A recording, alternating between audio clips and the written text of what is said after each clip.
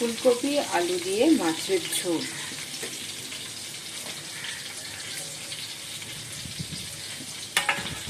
কি দিয়েছি এর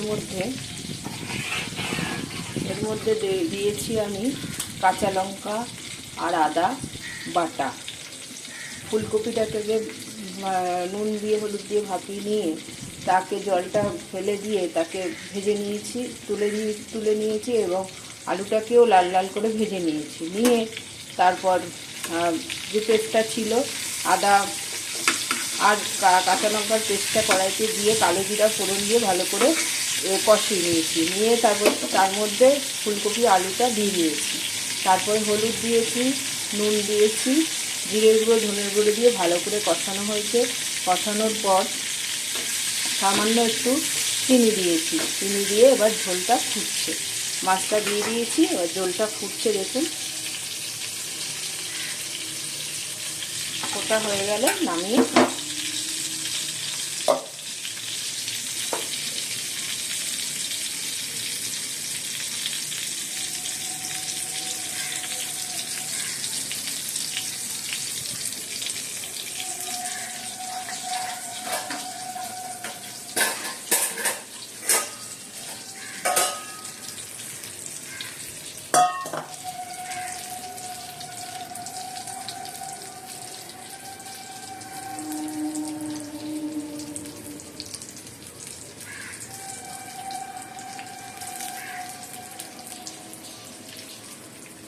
কি খাবি?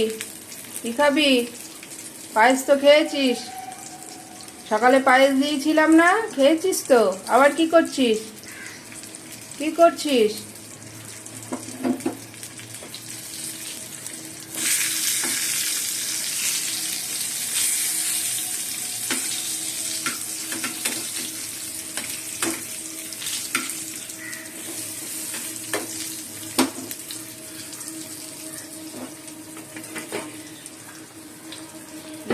ফুটছে।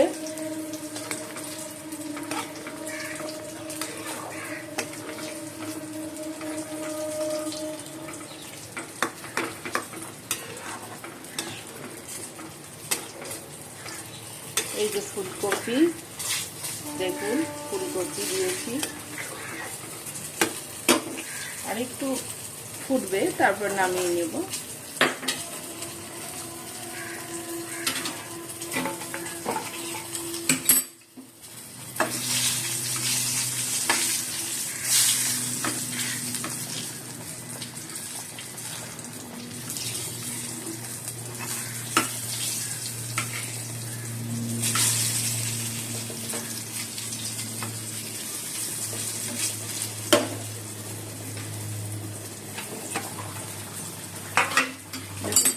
এবার নামিয়ে নেব।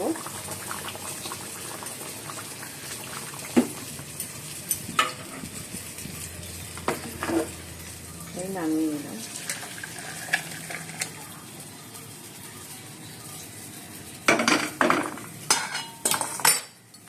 ফুলকপি আলু দিয়ে কাতলা মাছের ঝোল। কার কিরকম লাগছে একটু কমেন্ট করবেন। কমেন্ট করে আমাকে জানাবেন এবং লাইক শেয়ার করবেন। Thank you.